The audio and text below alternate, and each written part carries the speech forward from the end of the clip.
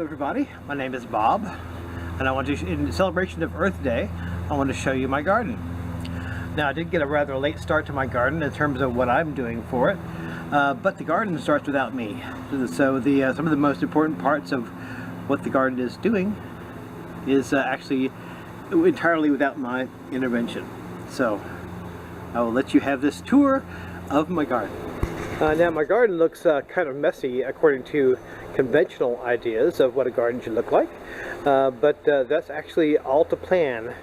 Now you have to understand that when, let's say, I would say probably 6 years ago, this garden was a virtual desert. There was ivy growing here, and there was monkey grass growing here, and basically nothing else.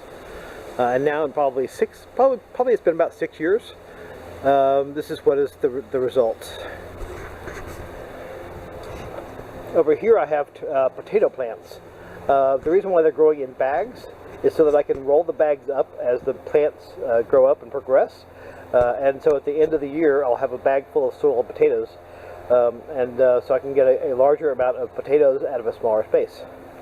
Those are two that I just planted not long ago. Here's two I planted earlier. And I really started them later than I should have, but like I say, the garden continues on without me. Here's a raspberry plant. I'm sorry, that's a blackberry plant. There's some carrots. That's a rather ragged looking oregano.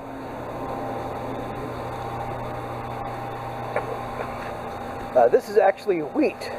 Now you may ask, why am I growing wheat? It's because I want to experiment with stuff I want to use in my when I have a little farm of my own. And so one of the things I want to grow is wheat. And that is a heirloom variety of wheat. It's a Sonora white wheat. It was grown throughout the Southwest until newer varieties took over. That is a salad burnet plant that has both medicinal and salad uses. It tastes like cucumber. And there are mosquitoes in my yard. This is a fig tree. I want to get this transplanted off maybe this fall to a permanent position.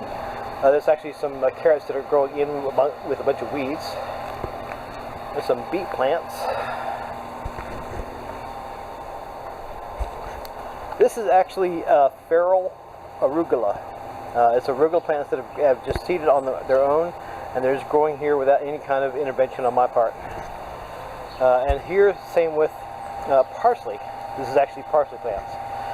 In the second year, they grow these flowers, and you may see here I have a little lizard. I don't know if you can see him. He's right there. Yep, there he went. And the bees love the parsley.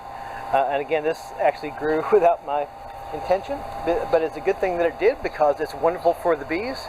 And it's also wonderful for the soil because it sends down deep tap roots, and that helps bring up nutrients from the lower areas of the soil. And again, like I said, all this was basically just desert. You know, it was ivy and monkey grass. That's all that was growing here 6 years ago.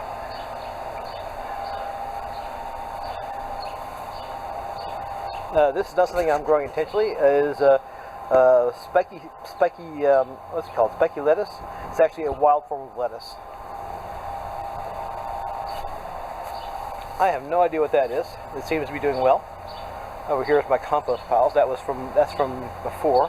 This is my current compost pile. It's got a bunch of, look, it's not looking real pretty right now, but it will produce good soil. My cucumbers. Again, I got all this started way late.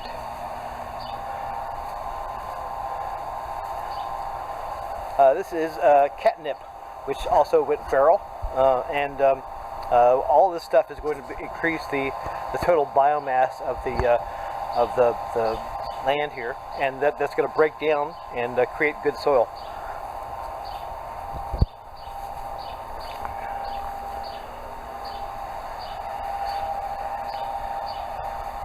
And you can kind of see here, there's a mat of vegetation. This was really just absolute dead clay 6 years ago. Now it's got some organic matter that's breaking down in it that's going to improve the soil.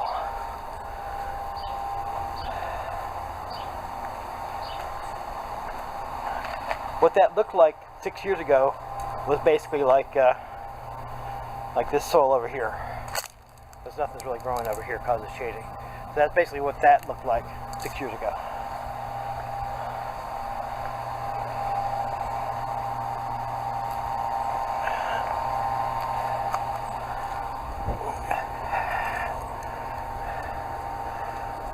Here's some little blackberries are getting started.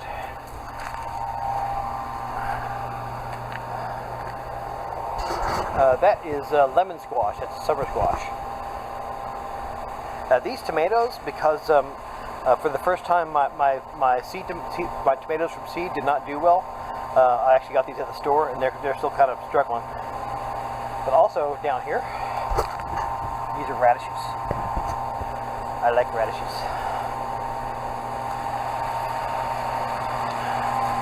This, I believe, is a mulberry tree, and I'm going to leave it alone. Most of the trees that grow up here I cut down, but I'll leave this alone because I want to maybe have some mulberries at some point. Here's some more of the feral catnip.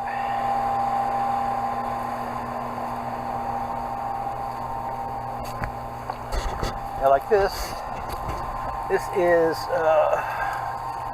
that's heavily bamboo, I believe, or it could be China berry. In any case, it doesn't need to be there.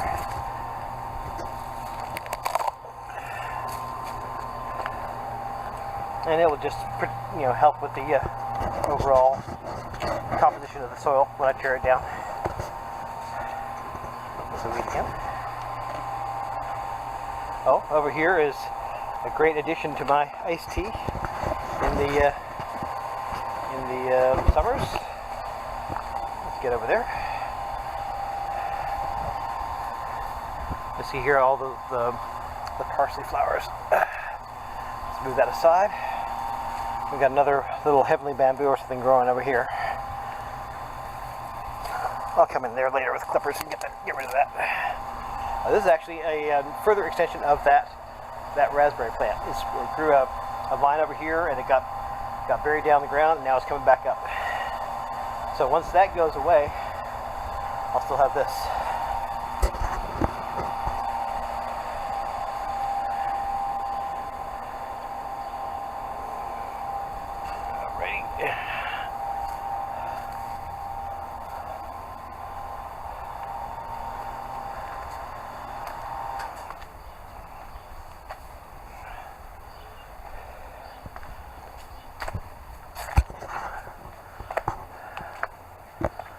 Over here, I don't know if you can see it, that's actually a wild grape that my father planted many years ago, and it's still struggling along.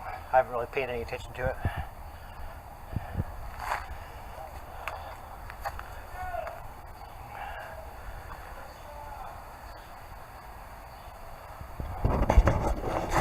Alright, that's my garden.